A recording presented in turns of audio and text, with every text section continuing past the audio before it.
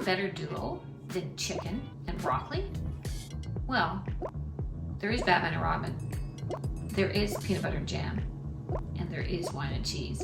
But never mind about that. In the kitchen, chicken and broccoli duo is a always winning combination. And it doesn't have to be boring. It doesn't have to be Groundhog Day with chicken and broccoli. Nobody can live on this bland diet of chicken and broccoli with no taste. I've got just rotisserie chicken, frozen broccoli. So these are things that you're gonna have on hand and you wanna whip up a dinner, and you've got these things and maybe a few other kitchen staples in your pantry, and we're gonna make 3 different things that are really delicious and tasty and healthy. We are gonna make a chicken and broccoli soup, and it's really fast and it doesn't require a lot of ingredients. So let's go. I happen to have some celery, but if you don't have any, like, don't sweat it, that's fine. So I've got 1 onion, I've got that chopped up, and I've got a couple of cloves of garlic that we can do as well. If you don't like garlic, then don't have garlic. Just let the vampires in.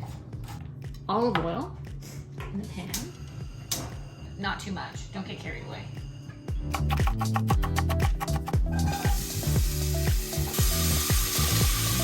So we're just gonna let that go for, probably like 5 or 6 minutes, let it soften up. So I'm gonna cut up about half the chicken. You may be wondering why this chicken skin is here. We are not eating chicken skin. This is not the kind of thing where when you're on a diet, you don't eat chicken skin, but when you're off a diet, you're like, running around the streets of Lexington licking your fingers with the kernel. I've got a bag of frozen broccoli, and I just kind of defrosted a bit. So here's my broccoli. If you are going to use fresh broccoli, then chop up the harder stems and put that in with the onions and the garlic and stuff so that they can get a little bit softer, because they take longer. Okay, so we have the chicken and the broccoli all set to go. And what we're going to do now is I'm going to put in, I'm going to use a little bit of basil, and I'm going to go in with a little bit of oregano, because why not? But again, use what you like. Now I'm ready to go in with my liquids. And I'm going to go in with, so I've got about maybe 6 cups of this, so that's 6 times, I don't know. And then today we're going to use almond milk. So I've got the unsweetened almond milk, and holy crap, I have wet fingers. Do you want your camera ladies to take over? I got it. About 2 cups or 300 milliliters of almond milk, 2 tablespoons of cornstarch, and a couple tablespoons of water. Be careful if you use, this one is no salt added, but if you use one that is salty, they can be quite salty. So I can add some salt and pepper. Okay, we're just gonna let that just begin to warm through, and then we're gonna come in with the stars of the show, the chicken and the broccoli. We're just gonna let this cook through, and we'll be ready to eat. And how's that for fast?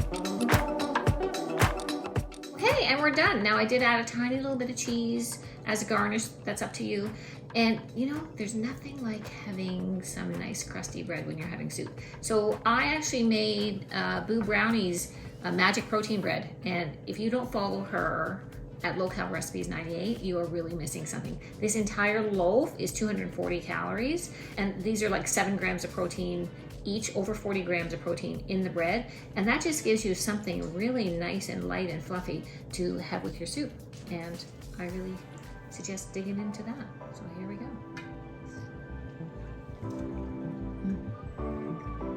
Let's move on to the next recipe. Then put your little hand in mine. So in this next recipe, we're going to be using chicken and broccoli. And we're going to be making a pot pie, and it is super easy and super delicious and super fast. Put a little bit of olive oil. I've already chopped up an onion and a stick of celery, only because I had it, and if you don't have it, then don't worry about it. And I had a carrot. If you want to add like other veggies along with the broccoli, you can always just, you know, put a handful of frozen mixed vegetables in. That's also good. But if you don't have that, then just use the broccoli, that's fine. And I've also got here a couple of cloves of chopped garlic. Okay, so I threw a few mushrooms in also and I let them cook. And now what I'm gonna do is I'm gonna sprinkle about 2 tablespoons of flour on top of the veggies before we're gonna go back in again with our almond milk. You know, it sort of gets a nice smell. Like you can tell when that the flour is cooking. Probably around 500 milliliters. We're gonna scrape up all the bits from the bottom. Maybe about a half teaspoon, a teaspoon of salt. And I have some nice fresh thyme. So when that comes just to a low boil, and you don't want to like boil the heck out of it. So our sauce has thickened up beautifully here. Plop in all of our broccoli and our chicken. We are ready for the pie part of the pot pie. And what about the crust, you might be saying? What about the crust? Okay, so for the crust today, we are going to use tortilla. And kind of a little, that's my vented pie crust. And then I'm gonna brush it with a little bit of egg white. Put that in the oven. Probably around, you know, like maybe 20 minutes or so, 350 degrees. Okay, so we're about 20 minutes in, and I'm pretty sure our pot pie is looking beautiful. Okay, so just as an easy way of serving this that you don't just end up, I use just some kitchen scissors. You can cut into your pie crust. And we're just ready to dig in. Looks delicious. Then put your little hand in mine. There ain't no hill or mountain.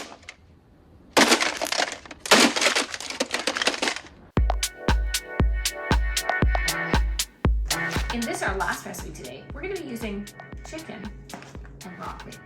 And this is super delicious, and you are gonna be really excited when you try this chicken and broccoli pad thai.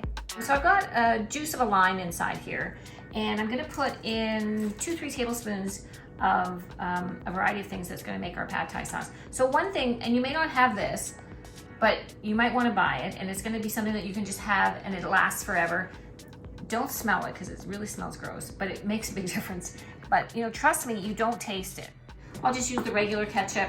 We'll just go with the same amount. Makes it easy, I find. If you just kind of go with the same ratio, you know, almost 3 tablespoons, and then our soy sauce, and then we need a little bit of sugar. So that's again up to you. You can use honey, you can use brown sugar. You know what, I've got honey on the counter, so I'll just use a little bit of honey. So we'll add maybe 2 tablespoons of that. If you like spicy, and which I do, then you can add sriracha as well. Okay, so I've got these rice noodles. You know, we haven't invited the white rice to the party. They're not invited to the party. And all we do is we just put it into the bowl, and we pour boiling water on top of it. And then we just let it sit for 5 minutes, and it just does its own thing. We don't have to do anything. I've drained off, I left the noodles to soak for 5 minutes in the boiling water, and now I've just drained those off, and they're sitting to the side. And I had a carrot, I shredded some carrot, and I got some green onion, which I chopped, and I saved a little bit for the garnish. And again, if you don't have green onion, then just use regular onion. This is something I need to really emphasize. I often just make a recipe once, and then I just kind of go with it depending on what I have in the fridge. So, you know, I just saw the carrot, I thought, well, let's put the carrot in, that sounds okay. The other thing that we need for pad thai is we need an egg. So I've got an egg. I used 1 egg with some egg white. You can use 2 eggs. You can use all egg whites. We have in our carrots, our green onions, with all those veggies.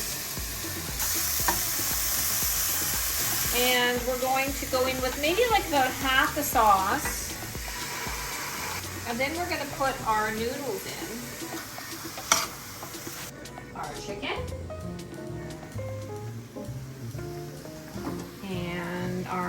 nicely scrambled egg. The rest of our sauce. We are just about done.